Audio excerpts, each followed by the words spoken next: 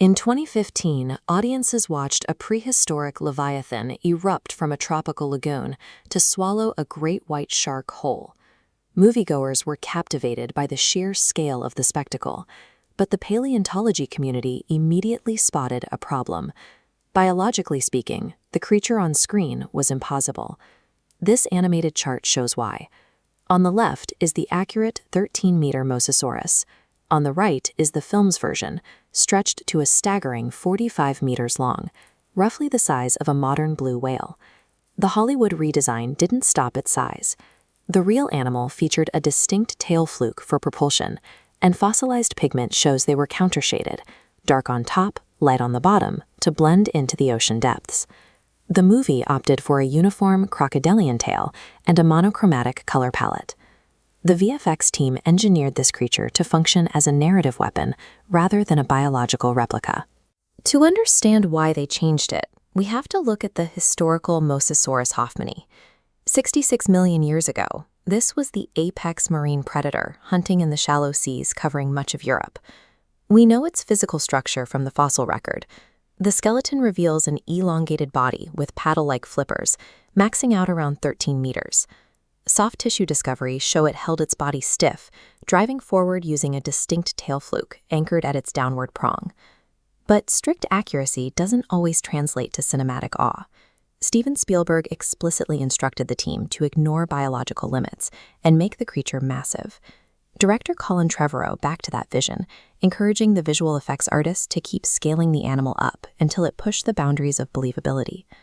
To make a 45-meter reptile jumping out of the water look realistic, the animators studied 60-ton humpback whales. If an animal that heavy can breach and displace that much water, they reasoned, so could their supersized mosasaur. Biological constraints were discarded to ensure the audience felt the physical weight of the monster. The cosmetic design followed the same logic. Mosasaurs are closely related to modern monitor lizards, meaning their skin was likely covered in smooth, packed scales. The film version abandons that smooth look for intimidation. It features rows of spiked crocodilian scutes running down its massive back, alongside jagged, uneven teeth. The script provides a built-in excuse for these deviations. By having the park's geneticists openly admit to filling DNA gaps with modern animals, like tree frogs and cuttlefish, the movie provides a narrative loophole for its monstrous aesthetic choices. With its scale and design established, the creature needed a moment to prove its lethality. That critical moment arose during the pterosaur attack, culminating in the shockingly violent death of the park assistant, Zara. The sequence drew heavy criticism. Audiences felt the extended scene of being snatched, nearly drowned, and swallowed alive was exceptionally cruel for a minor character.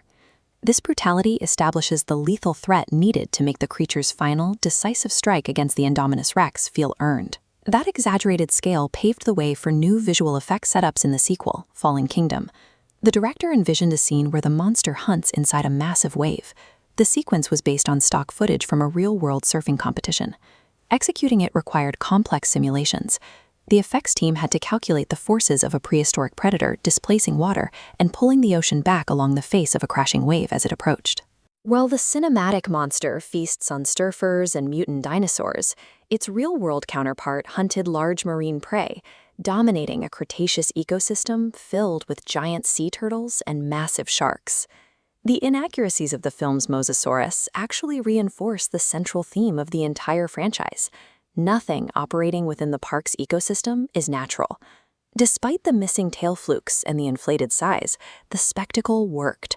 It introduced millions of people to a branch of paleontology they might have otherwise ignored, driving new mainstream interest toward real prehistoric marine reptiles. The Mosasaurus represents a trade of paleontological truth for the scale required by Hollywood storytelling, an animal that grew specifically to meet the demands of the script.